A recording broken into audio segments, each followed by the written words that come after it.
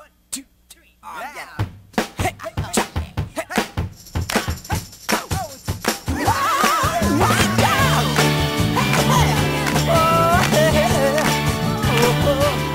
Well, Monday morning I'm thinking about Friday night.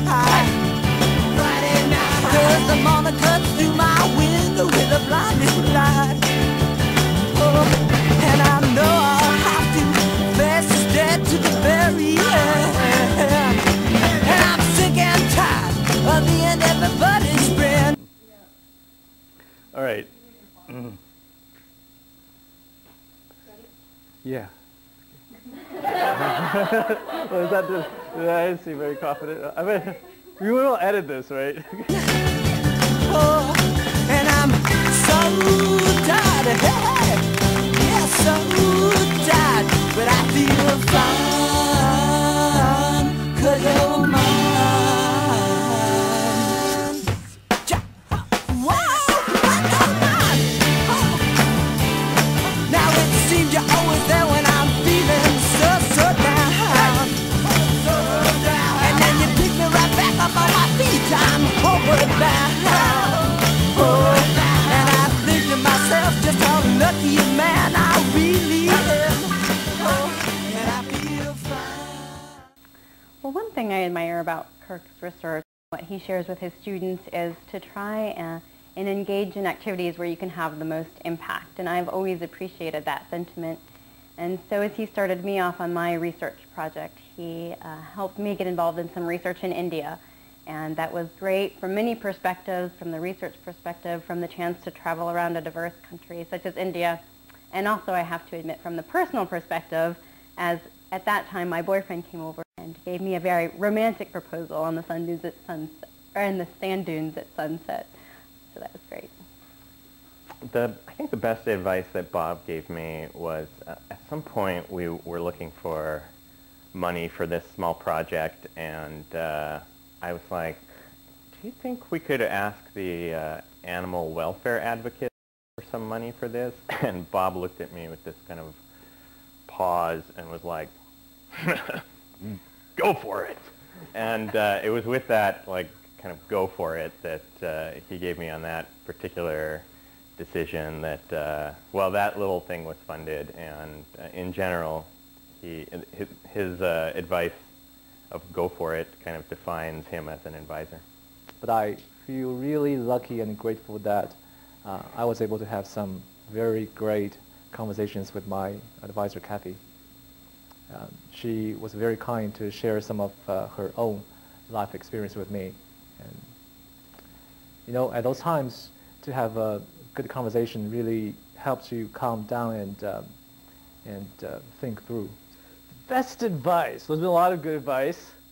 I guess if I had to pick one thing, and it's in my mind right now as I'm writing my dissertation, it would be this little aphorism that perfectionism is the enemy of progress. I don't know if it's necessarily a life decision, but I think it's more kind of how you approach life and how you approach your work and research. I think Nina, from when I first started here 6 years ago, she's tried to bring out qualities in me, like being proud of my work, and that it's not bad to be proud of my work. A word to describe EHS, I would say far-reaching. I have to say, I think that word would be long. I'll just figure out a simple word, school. How about compelling?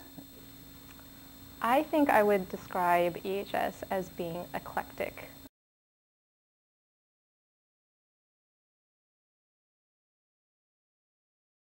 Well, Kirk has a lot of interest, and I could see him doing many things, including, let's say, a scuba diver, because I know he did a lot of that in Hawaii, or perhaps even an astronaut, because he was really into astronomy.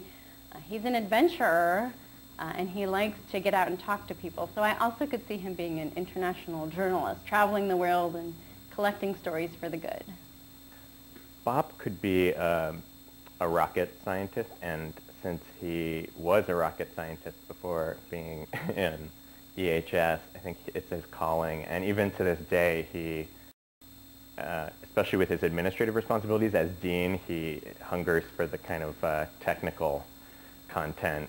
Like, he asks me to send my most technical stuff to him on weekends and in the evenings when I think he likes to curl up with that kind of stuff. Yeah, I think Kathy has a lot of passions, one of them being music. She's a very good musician, I think. Yeah, I know that.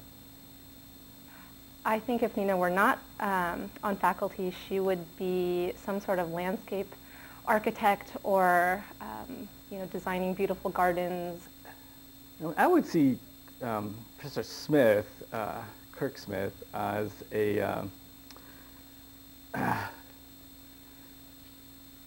I would see him, I don't know if he would see himself here, but maybe as an advocate or even lobbyist, if you will, in the Beltway, kind of leveraging very pragmatic, even economic types of arguments to achieve similar kinds of goals that he's pursuing as an academic. But it would be an atmosphere you could get stuff done and influence the halls of power. Joe Eisenberg, our basketball coach, I played basketball with him and his daughters once.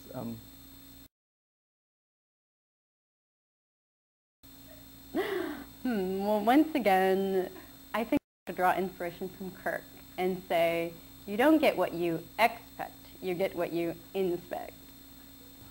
I prepared a cheesy one. If you want to hear it, it's passion and compassion. I think we'll have to come back to that one. I can't think of one. Well, it's a bit hard not to sound cheesy answering this question, but of course it was the party on the 7th floor and all the great friends that I made. I'll say just the life experience in general.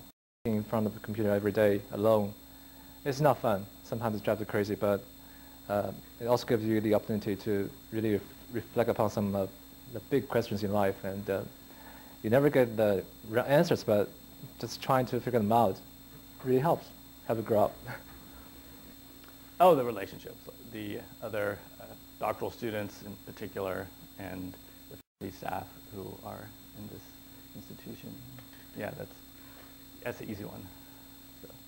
Being in a graduate program helps you to form a better sense of who you are and what you value, and it helps to your better qualities, I think. And it helps you, at least for me, it helped me to know how to form an argument and be able to support it. And I think that those are qualities that you can use outside of academics.